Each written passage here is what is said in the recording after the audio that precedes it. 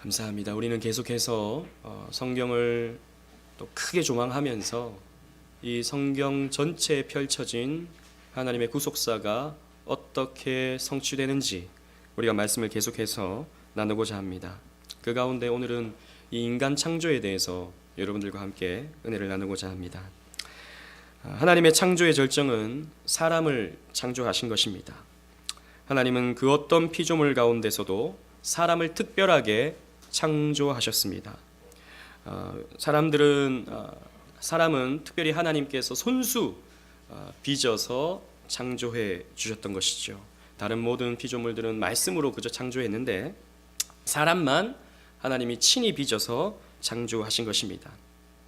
왜냐하면 하나님께서는 이 사람을 통해서 모든 피조물을 다스리게 하시고 이 사람을 통해서 당신의 영광을 나타내시기를 기뻐하셨기 때문입니다. 그래서 하나님이 이루시고자 하는 구속사의 궁극적 대상은 바로 사람들입니다. 저와 여러분들입니다. 그래서 저와 여러분들을 구속하시기 위하여 이 역사와 이 지구와 이 우주를 지금도 존속하고 계시는 분이 바로 우리 하나님이십니다. 그래서 오늘 주어진 이 창조, 인간 창조에 대한 말씀을 우리가 함께 나눔을 통해서 하나님은 왜 인간을 창조하셨고 또 어떠한 목적을 가지고 또 어떠한 특징을 가지고 인간을 창조했는지 함께 살펴봄으로 은혜를 나누고자 합니다. 첫 번째로 인간 창조의 특징을 보시면 하나님의 형상대로 사람을 지었다라는 것입니다. 우리 26절로 27절 말씀을 우리 성경을 펴셔서 다 같이 한번 읽어보도록 하겠습니다. 26절로 27절 시작. 하나님이 이르시되 우리의 형상을 따라 우리의 모양대로 우리가 사람을 만들고 그들로 바다의 물고기와 하늘의 새와 가축과 온 땅과 땅에 기는 모든 것을 다스리게 하자 하시고 하나님이 자기 형상 곧 하나님의 형상대로 사람을 창조하시되 남자와 여자를 창조하시고 아멘. 앞에서도 말씀드린 대로 하나님은 유독 인간만을 당신의 형상으로 창조하셨습니다. 말씀을 보면 우리의 모양과 우리의 형상대로 창조하자라고 삼위 하나님 간에 의논하시고 창조하신 것을 볼 수 있는데 이것은 하나님의 외형을 말하는 것이 아닙니다.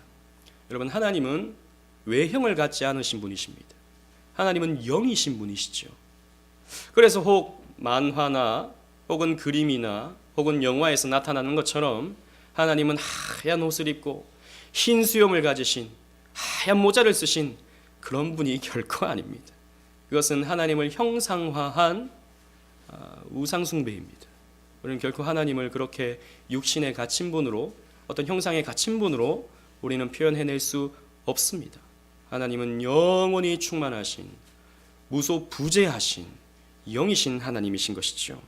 그렇다면 하나님의 모양과 하나님의 형상대로 창조함을 받았다라고 하는 말은 무슨 말이겠습니까? 그것은 하나님의 인격적인 부분을 말하고 있습니다. 즉 하나님이 가지신 인격적인 요소, 즉 지적인 요소, 그리고 감정적인 요소, 의지적인 요소, 이런 것들을 하나님이 가지셨는데 이 지정의를 인간에게만 주셨다라는 것이죠. 그래서 인간만이 지식을 소유할 수 있습니다. 인간만이 감정을 가질 수 있어요. 인간만이 의지대로 행할 수 있습니다. 다른 동물들은 본능에 따라서 움직이죠. 감정이 있는 것 같으나 의지가 있는 것 같으나 그것은 본능에 따라서 움직일 뿐입니다. 그러나 인간만은 어떤 목적을 설정해 놓고 그 목적을 향하여 의지를 가질 수 있고 그 목적을 향하여 지식을 가질 수 있고 그 목적을 향하여 달려나갈 때 감정을 느낄 수 있는 존재인 것이죠. 왜 하나님이 인간에게만 이런 지정의 인격을 주셨는가? 하나님이 그 인격을 가지셨기 때문에 인간과 함께 교제하시고자 사람에게 그 인격을 허락해 주신 것입니다. 그래서 하나님은 개와 교제하지 않으십니다. 하나님은 저 돼지와 소와 교제하지 않으십니다. 그들은 하나님의 명령대로 움직일 뿐입니다. 그러나 우리 인간은 우리가 가지고 있는 자유로운 의지를 가지고 하나님과 교제할 수 있는 하나님의 형상을 가진 특별한 존재인 것이죠. 고대 근동 지역에서는 이 성경을 초기에 읽었던 고대 근동 지역의 사람들은 이 말씀을 읽으면 또 어떤 메시지를 발견할 수 있었냐 하면, 당시에는요 종주가 있죠. 그러니까 넓은 영토를 다스리는 종주가 있고 그 밑에 봉신들이 있습니다. 즉 족장들, 작은 마을을 다스리는 족장들이 있었습니다.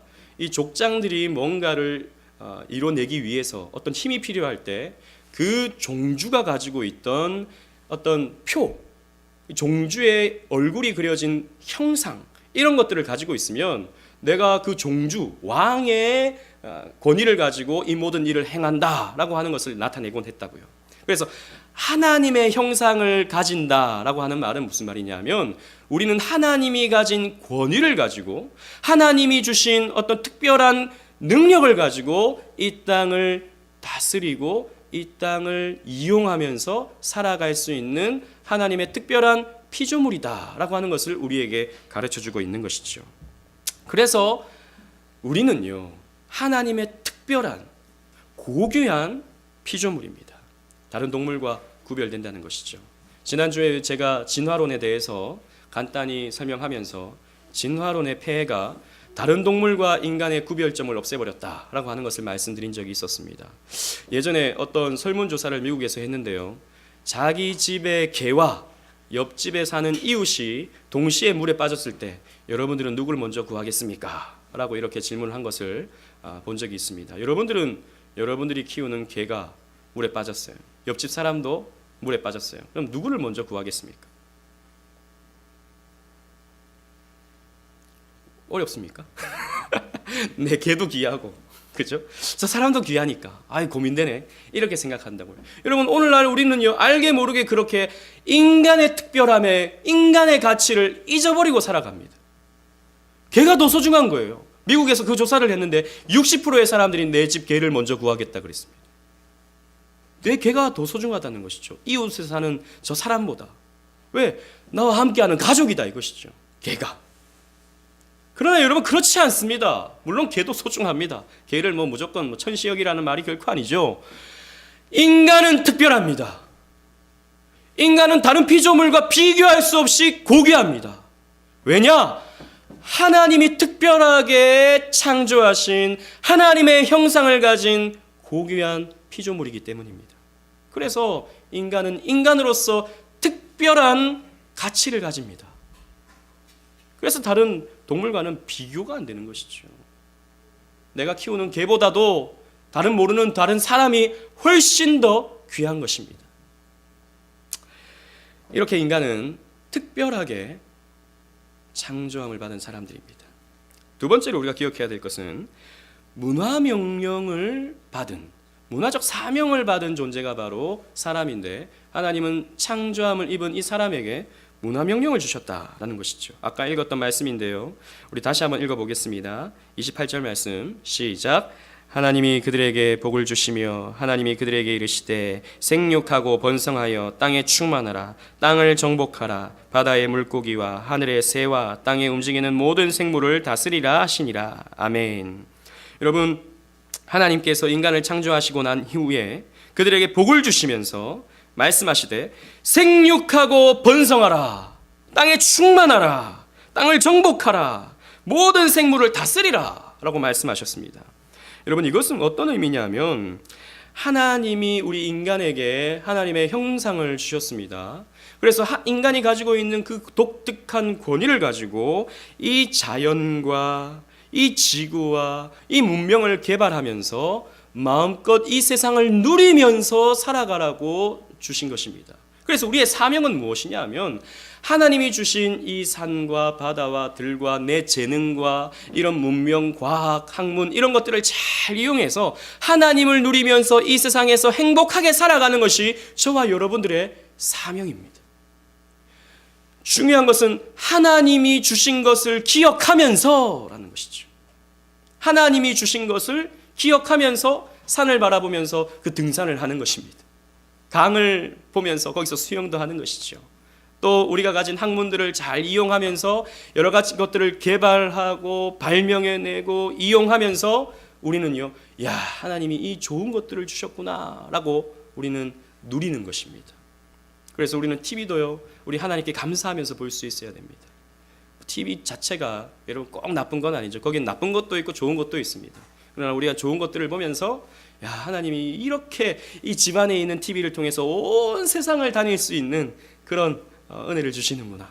그래서 우리는 볼 수 있어요. 드라마를 보면서 남녀와 막 서로 갈등하고 싸우고 막 하는 그런 모습들을 보면서도 야, 우리 인간에게 사랑할 수 있는 특권을 주셨구나. 그러면서 남녀가 헤어지는 걸 보면서 눈물 뚝뚝 흘리면서 드라마 재밌게 보는 것이 하나님을 누리는 것입니다. 여러분.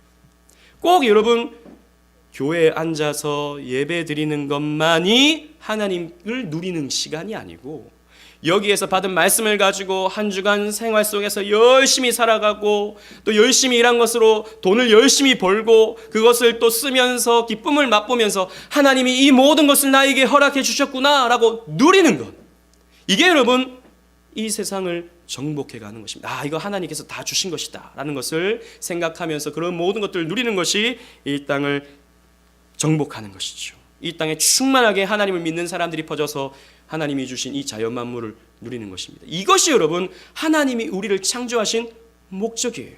여러분, 하나님이 왜 우리를 창조하셨을까요? 제가 여러분들에게 설명해 드린 적은 있었는데 하나님이 왜 인간을 창조하셨을까요? 1번, 우리를 종으로 부리시기 위해. 하나님이 좀 귀찮으셔가지고 야, 내가 움직이기 귀찮으니까 이 인간들을 좀 창조해서 인간들을 좀 부려먹어야겠다. 야, 일 좀 해.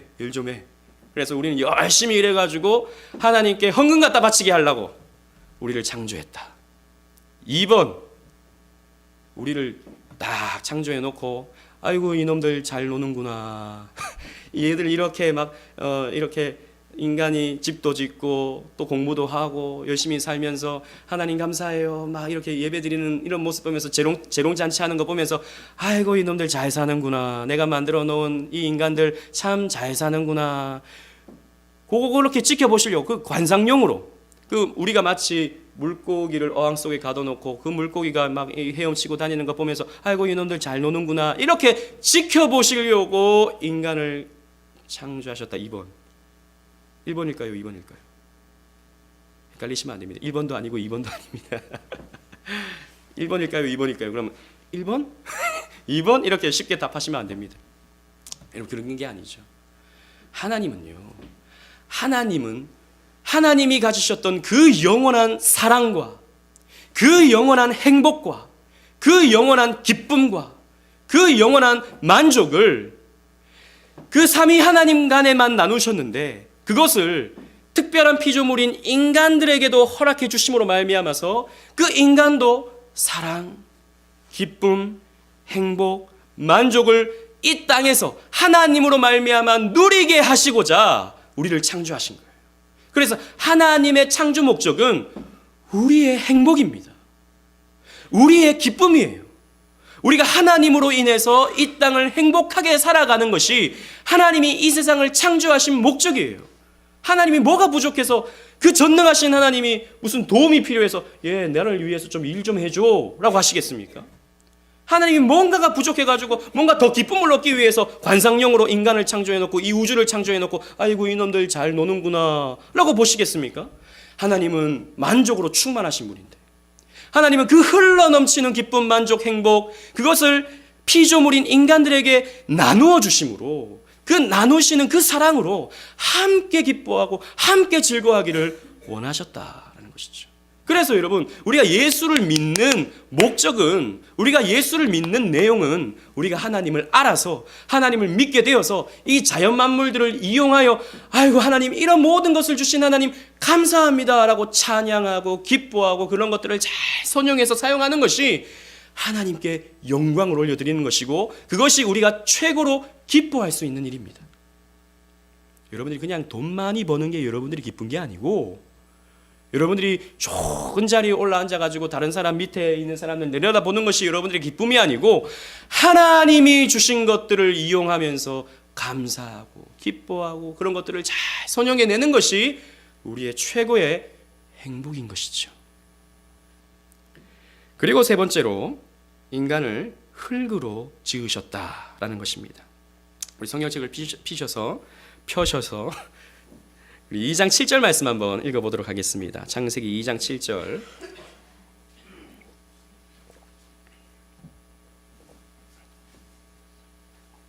다 같이 읽어보겠습니다. 시작.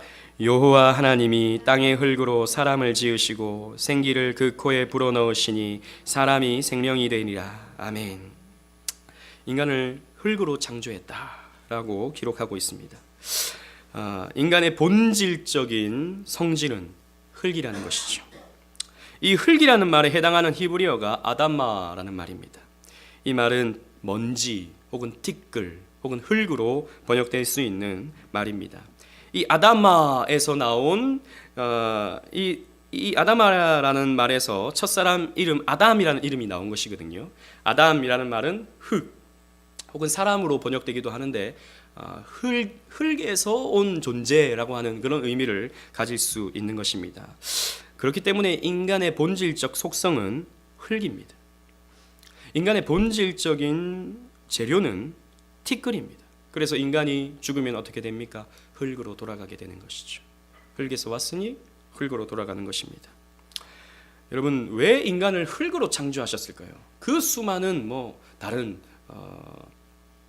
재료들도 있지 않습니까? 좀 보석으로 만드시든지 아니면 좀 멋진 어떤 그 재료를 가지고 만드실 수 있잖아요. 혹은 다른 피조물처럼 말씀으로도 지으실 수 있잖아요. 근데 왜 인간을 흙으로 창조하셨을까요? 그것은 우리의 존재가 우리의 본질적인 어떤 속성이 무엇인지 알라고 그렇게 하시는 것입니다.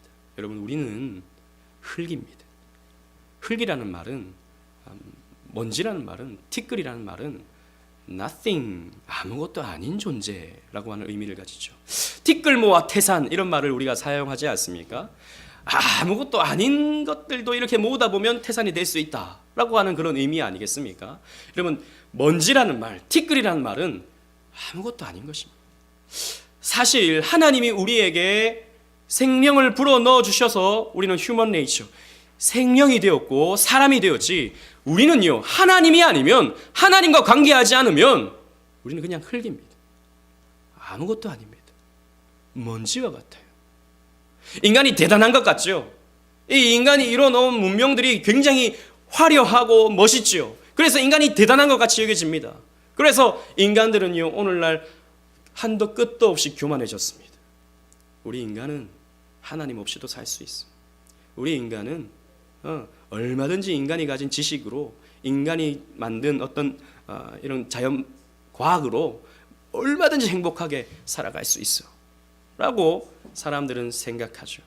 그래서 그 과학을 더 발전시키고, 그래서 더 행복을 추구하면서 뭔가를 만들어냅니다.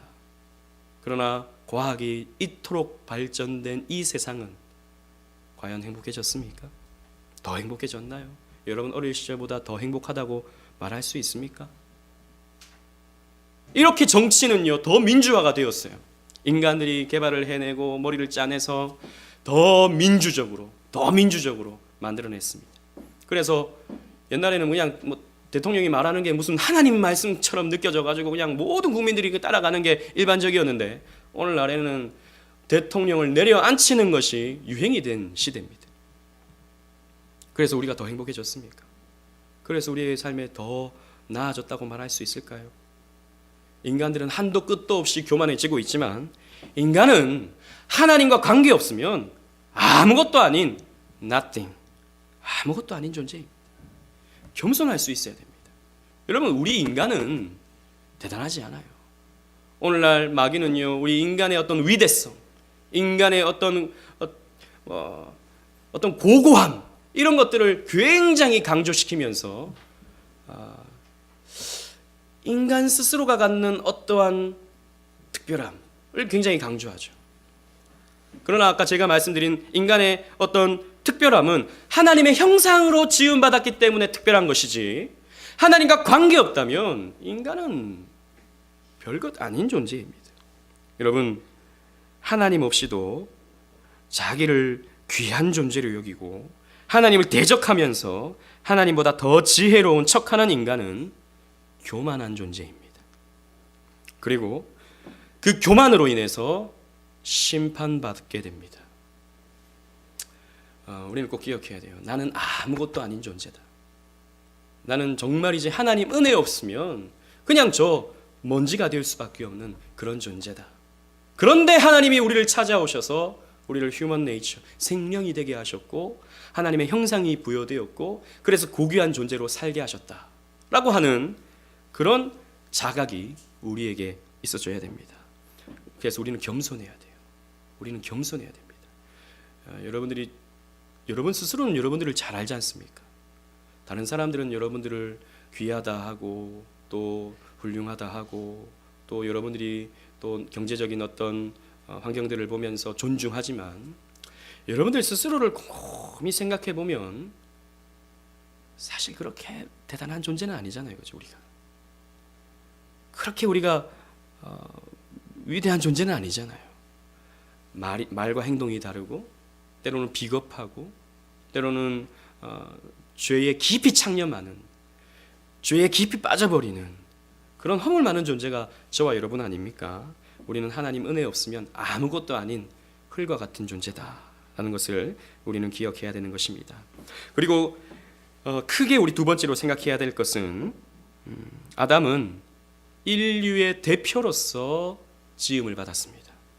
첫사람 아담이 하나님으로 말미암아 창조함을 받았는데 인류의 대표 첫째 아담으로서 창조함을 받았다라는 것이죠. 아담은 그 첫 사람으로서 이름도 사람이란 뜻이죠. 흙에서 나온 존재 사람이란 뜻입니다. 그래서 인류의 대표성을 가집니다. 그래서 조금 있다가 우리 나중에 다음에 살펴보겠지만 그래서 아담의 죄가 우리 모든 인류의 죄가 되기도 하는 것이죠. 아무튼 그는요 하나님으로부터 어떤 특별한 임무를 받게 되었습니다. 그래서 우리 세 가지로 아담이 받았던 임무가 무엇인지 생각해 보고자 합니다. 첫 번째로 왕으로서의 아담을 우리는 기억해야 됩니다. 아까 우리가 읽었던 창세기 1장 28절 말씀에 정복하고 다스리고 충만하라 라고 성경은 기록하고 있죠. 정복하고 다스리는 일은 고대 근동 사회에 있어서 어떤 존재가 하는 일이었냐면 왕이 하는 일이었습니다. 왕은요 정복하고 다스리는 일을 했죠. 지금도 왕이 있는 나라들이 있죠. 왕이 있는 나라들은 백성들을 다스리지 않습니까? 아담은 에덴을 다스리는 왕이었습니다.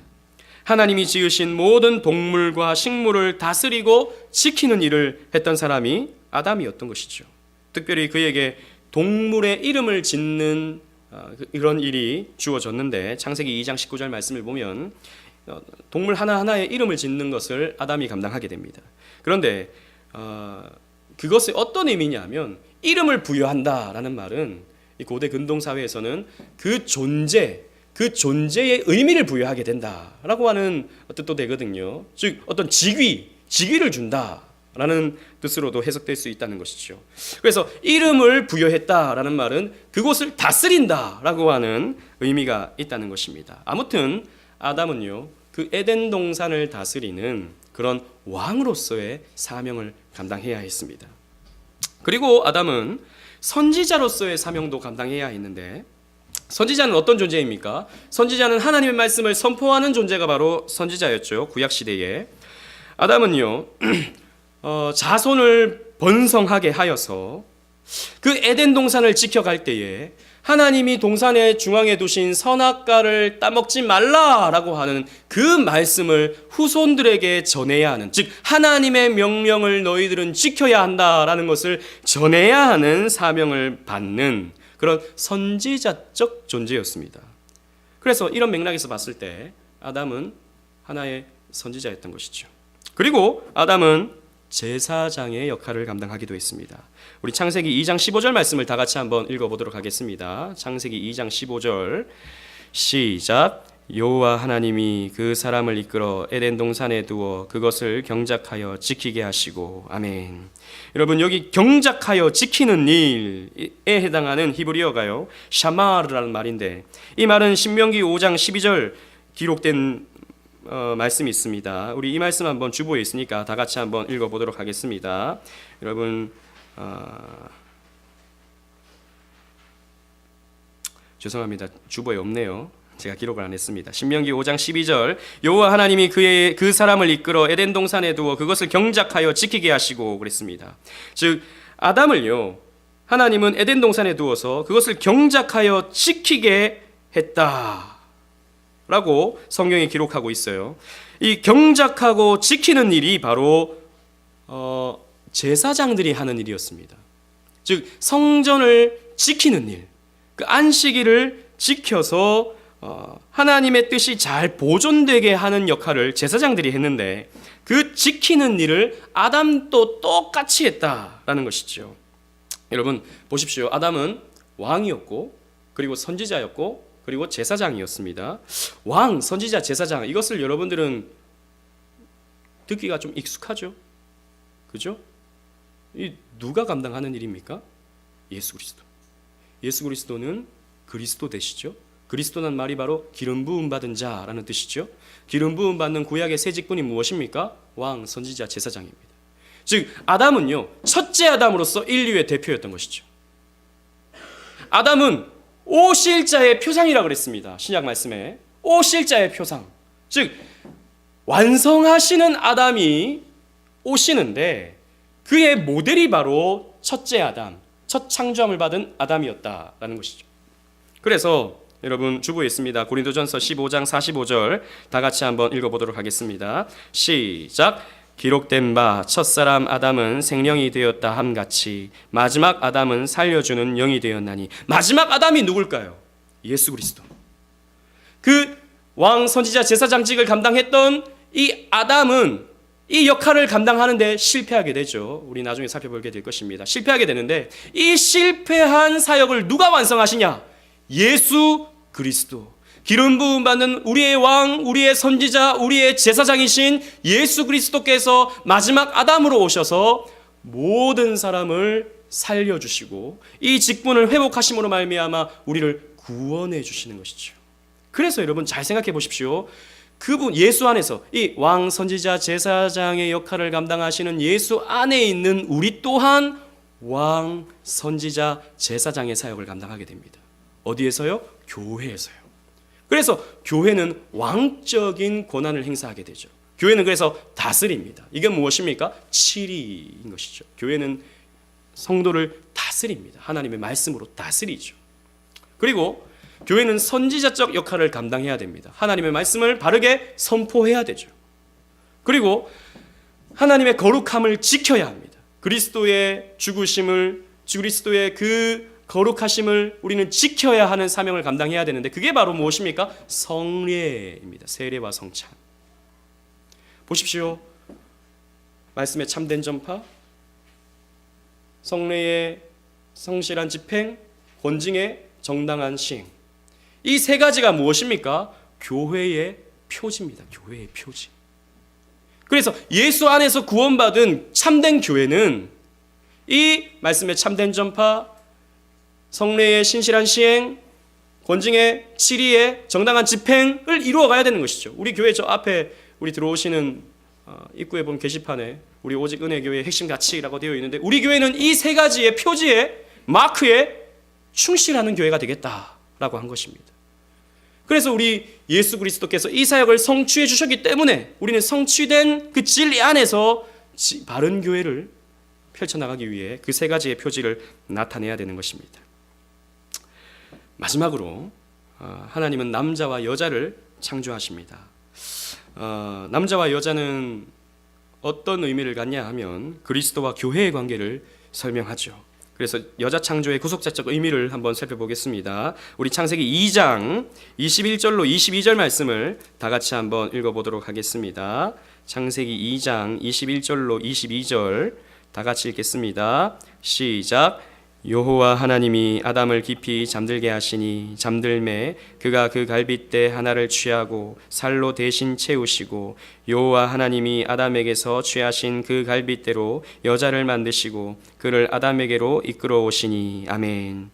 여자를 만드실 때 참 독특하게 하셔요. 갈빗대 하나를 취하고 대신 살로 채우셨다라고 되어 있죠. 그래서 그 여자를 만드셨다라고 기록하고 있는데 여러분 이것은 과학적인 과학적인 어떤 메시지가 아닙니다. 성경은 과학책이 아니죠. 여기에서 우리는 신학적인 메시지를 발견할 수 있어야 됩니다. 그래서 예전에 이 말씀을 굉장히 문자적으로 해석해가지고 남자는 갈빗대 하나가 적다. 그럼 저는 그렇게 옛날에 주일학교 때 들었던 것 같은데 잘못된 주장입니다. 그런 거 아니에요. 똑같아요. 이것은 하나의 어떤 상징적인 어떤 메시지라는 것이죠. 예표를 담고 있다는 것입니다. 여러분 보십시오. 아담을 먼저 잠들게 했습니다. 여러분 성경에서 잠이라는 것은 주로 어떤 표현이냐 하면 죽음을 표현하죠. 그래서 나사로가 죽은 것을 보고 예수님께서 잔다라고 말씀하시죠. 하나님은 아담을 죽이신 것입니다. 그리고 그 아담의 갈빗대를 적출하시죠. 그래서 그 갈빗대를 부러뜨리시고 거기에서 여자를 만드십니다. 이것은 무엇을 상징하냐 하면 여러분 우리의 영원한 남편 되시는 예수 그리스도께서 십자가에 달리셔서 그 창에 찔림을 당하실 때 그 갈빗대가 적출되시는 것입니다. 그래서 거기서 무엇이 나옵니까? 물과 피가 쏟아지게 되는 것이죠. 그 갈빗대가 터짐으로 말미암아서 그 갈빗대가 부러짐으로 말미암아서 신부인 예수 그리스도의 신부인 교회가 탄생되는 것을 그림으로 그려준 것이 바로 이 여자 창조의 모습인 것입니다. 그래서 앞으로 예수 그리스도께서 이렇게 죽어주심으로 말미암아서 십자가에 달려서 창에 찔림으로 말미암아서 교회가 탄생된다. 그 십자가 아래에서 교회 공동체가 탄생된다라고 하는 것을 힌트해 준 것이고 예표해 준 것입니다. 그래서 여러분 성경에서는 남자와 여자가 하나가 돼야 된다라고 하는 것을 우리에게 가르쳐주죠. 우리 창세기 2장 24절 말씀 그리스도와 교회의 연합을 이렇게 말씀으로 표현하고 있습니다. 창세기 2장 24절 시작. 이러므로 남자가 부모를 떠나 그의 아내와 합하여 둘이 한 몸을 이룰지로다. 아멘. 여러분 하나님은 아담과 하와를 하나 되게 하셨습니다. 즉 결혼하게 하신 것이죠. 이것은 모형론적인 의미가 있습니다. 여러분 에베소서 5장 32절에서 바울은 남녀의 결혼 생활을 논하면서 이것이 그리스도와 교회의 관계를 설명해 준다고 했습니다. 우리 주보에 있습니다. 다 같이 한번 읽어볼게요. 에베소서 5장 32절 시작. 그러므로 사람이 부모를 떠나 그의 아내와 합하여 그 둘이 한 육체가 될지니 이 비밀이 크도다. 나는 그리스도와 교회에 대하여 말하노라. 아멘. 여러분 보십시오. 사람이 부모를 떠나 그의 아내와 합하여 그 둘이 한 육체가 될지니 라고 하는 말씀이 바로 창세기 2장 24절 말씀과 똑같습니다. 그러면서 이것은 그리스도와 교회에 대하여 말하는 것이다 라고 사도 바울은 이 창세기 말씀을 풀어주고 있는 것이죠. 즉 창세기 2장 24절 말씀은 그저 남녀의 결혼만 이야기하는 것이 아니라 앞으로 교회와 그리스도의 관계를 설명해주는 그런 말씀이다 라는 것이죠. 그래서 여러분 우리는 결혼을 해야 됩니다. 아담과 하와처럼 결혼을 해야 돼요. 우리 총각들, 처녀들 결혼을 해야 됩니다. 왜 결혼을 해야 되느냐? 결혼을 해야 하나됨을 경험할 수 있는 거예요. 이 사람과 나는 정말 하나 될 수 없는데 하나가 되는구나. 육체적으로, 정신적으로 하나가 되는 것입니다. 여러분 이것이 무엇이냐면 그리스도와 교회의 연합을 설명해 주는 거거든요. 우리는 부부가 하나됨을 통해서 한 목적, 한 비전, 한 방향을 향하여 걸어가듯이 한 집에서 살아가듯이 우리는 그리스도와 하나가 되어서 그리스도의 뜻이 내 뜻이 되고 그리스도의 비전이 나의 비전이 되고 그리스도의 바람이 나의 바람이 되도록 만들어야 되는 것입니다. 그것을 결혼을 통해서 설명해 주는 거예요. 결혼을 통해서. 여러분 결혼해 보신 분들 알잖아요. 그죠? 결혼 생활이 얼마나 힘든지, 얼마나 어려운지, 이 남편 섬기기가 얼마나 힘들고 아내 사랑해주기가 얼마나 힘든지 결혼해보신 분들은 알 겁니다. 여러분 그런 거예요. 우리가 그리스도와 연합하는 것도 좁은 길을 걸어가는 것이고 힘든 것입니다. 그러나 그 길을 걸어갈 때 그래서 사랑해주고 섬겨줄 때 남편과 아내를 사랑해주고 섬겨줄 때 거기서 기쁨을 맛볼 수 있듯이 좁은 길을 걸어가는 그리스도와의 연합의 길에서 그 길을 묵묵히 걸어가다 보면 하나님이 주시는 위로와 기쁨과 감격이 우리에게 주어지는 것입니다. 그래서 우리 결혼 생활을 통해서 그리스도와 교회가 이렇게 하나가 될 수 있는 거구나라는 것을 우리는 배우게 되는 것이죠. 그래서 하나님은 우리에게 결혼하라 라고 명하시는 것입니다. 이거 배우라고, 이거 깨달으라고. 그래서 남편은 아내를 어떻게 하라고요? 사랑해라 아내는 남편을 어떻게 하라고요? 순종해라. 그런 것을 통해서 교회는 그리스도께 순종을 배우고 그리스도가 우리를 사랑해 주는 것을 우리는 배우게 되는 것입니다. 사랑하는 오직 은혜 교회 성도 여러분, 사람은 하나님의 형상을 가진 특별한 피조물입니다. 그래서 하나님을 대리하여서 이 세상을 정복하고 다스리는 사명을 인간이 받게 된 것입니다. 따라서 이 사명을 회복하는 교회는 말씀으로 이 세상을 정복하고 하나님 사랑으로 이 세상을 다스리는 사역을 감당해야 합니다. 그래서 온 땅에 교회를 세우고 그곳에서 하나님과 교제하게 하고 그곳에서 하나님을 누리며 살아가도록 우리는 만들어야 하는 것입니다.